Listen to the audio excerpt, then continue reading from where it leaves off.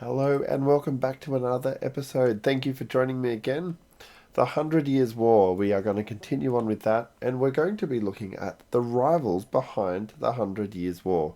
We're going to be looking at the kings of France and the kings of England as they head towards the ultimate decision to declare war, and the Duchy of Aquitaine, and who has joined them in this battle that is about to start raging for 100 years. Join me as we explore in this video. Okay, thank you for joining me and welcome back. So, episode 2, the rivals behind the Hundred Years' War. I'm glad you're with me today and we're going to go through some of the things. So, the Hundred Years' War. So, what are we going to look at today? So, there's a couple of things. We're going to, before we actually dive into the beginning of the war in 1337, we're going to be looking at the two main belligerents, which are Edward III, Philip the Sixth, and confiscation of the Duchy of Aquitaine, English alliances, and the French alliances. So let's dive in and discuss this further. So, obviously, we know that the Hundred Years' War was a fierce battle that raged on mostly between France and England and many other allies and Western Europe for 100 or so years, with breaks in between. Now, each of these belligerents believed that they were the true ruler of France, and that was resulted in lots of battles over the years, dynastic issues as well, and allegiances that shifted and changed as the time went on. Now, obviously, the historians say that the war is said to have started on May the 24th, 1337, when the English-held Duchy of Aquitaine got taken by the French king, Philip the Sixth. Now, this confiscation had actually been preceded by lots of fighting over English fiefs in France, and it had been going on since the 12th century, as we looked at in the first episode.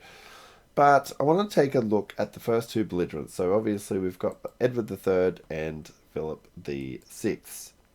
So if we have a look at this, I'll just bring up this French line of succession, and it's got a little bit of a ancestry and a family tree here of what it looked like just before the passing of Charles the Fourth in 1328. So you can see you've got Philip the Fourth, and then obviously all the way down into Philip Fifth, and then into Philip. And then on the other side, you have Isabella, the Queen of England, and then Edward the Third in that family line. Now, there was lots of issues going on because they both had stakes following the death of Charles the Fourth, and then this has led into lots of arguments over those 9 years with the succession. So, the two rivals. Who are they? So we've got Edward on the left of your screen, and then we've got Charles on the right. These two men were the ones that began all this with their succession issues. So let's start with Edward.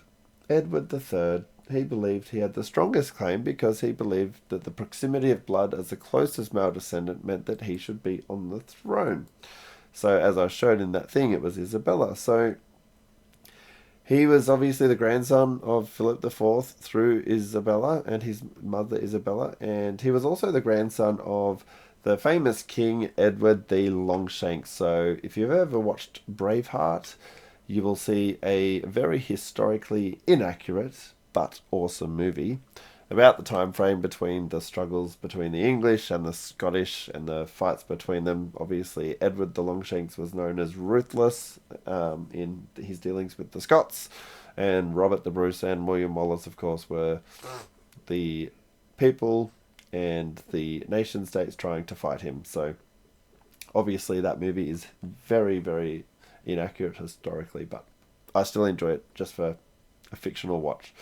Now, obviously, he had the strongest claim because of the proximity of blood, as I mentioned, but what it was in Salic law in the French succession was only a male heir could inherit. It was the male line that did the thing, not the female line. So that didn't stop Edward, but that's where his basis for getting the throne came from. So that is the claims that he made and stuck with for claiming Aquitaine. Now, Philip, let's turn to him. So he was also supported by French law, and that excluded the women with that Salic law and their heirs from claiming the throne. So they didn't think that Edward's claim was legitimate because he came through Isabella.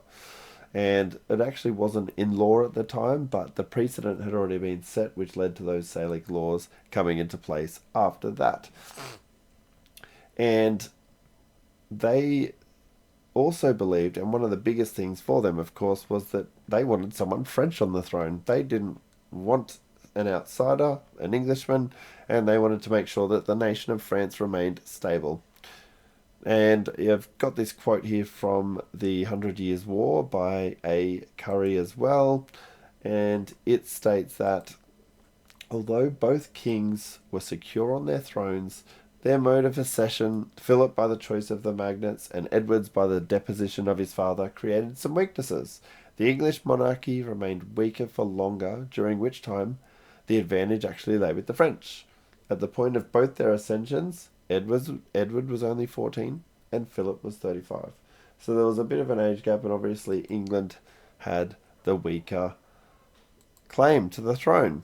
So that is the ascension, and it comes to the head with the Duchy of Aquitaine. So the Duchy of Aquitaine, because there was huge disputes over its status, mistrust and rivalry brought more struggle over the fiefdom, which eventually led to the dynastic war between the two kingdoms. Having Aquitaine would give the English major influence within France and make them powerful with territory possession. And the French obviously viewed this control as a major threat to unifying France as their own sovereignty, so they tried to assert their authority and claim the region. Now, this map here is just an example of what the Aquitaine area looked like. Obviously, you can see here on the left, Aquitaine was just here. It was in French control. English territory wasn't much in 1337, and as we get to 1360, you'll see how much the English took as we go through the episodes. So it was a huge area, especially in 1337. It was right between the two territories, and the disputes continued from that. So one of the big things was that they both wanted that region. So English possession of Aquitaine was a central cause, obviously, of the war, and this is how it all got into it. When Philip of France confiscated Aquitaine in 1337, he claimed that Edward III had violated feudal obligations, and it directly sparked the war. Now, let's get into the two rivals. Alliances, sorry, not rivals. So the alliances, obviously, the English had Flanders, the Holy Roman Empire, the Low Country allies, and naval allies. So the English had quite a few alliances that they could have. So they had textile producing counties or cities, like Ghent and Bruges and Ypres, and they were dependent on the English wool, so they sided with Edward. The Holy Roman Empire, Edward actually gained support from them and the Holy Roman Empire through direct alliances and financial engagement to help them. And then obviously the Low Countries, there was parts of Flanders that helped, and maritime support as well from the burghers of Flanders. So they had a real naval power that helped them in this war. Now we move on to the final bit of allies, which is the French allies. So you've got the Scots, obviously, because Scotland and England hate each other, and France and England hate each other, so it's a perfect alliance. And then there was other pro-French factions inside Flanders itself. Scotland, obviously, that's obvious. That's always going to happen. And they made England fight on two fronts with this, and that actually helped in some ways, and it discouraged Edward's plans in Scotland. And then there was parts of Flanders, the ones that weren't allied with England, that supported the French, and they were a lot of rural populations. So those were the main allies that both belligerents had, and in the next video we're going to move into the beginning years of the war. So now that the main characters have been introduced, allies have been decided, we're going to dive into those early years in the very next episode. So Thanks for joining, and we'll see you on the next video. And don't forget to subscribe to the channel, and we'll keep producing episodes. Thank you.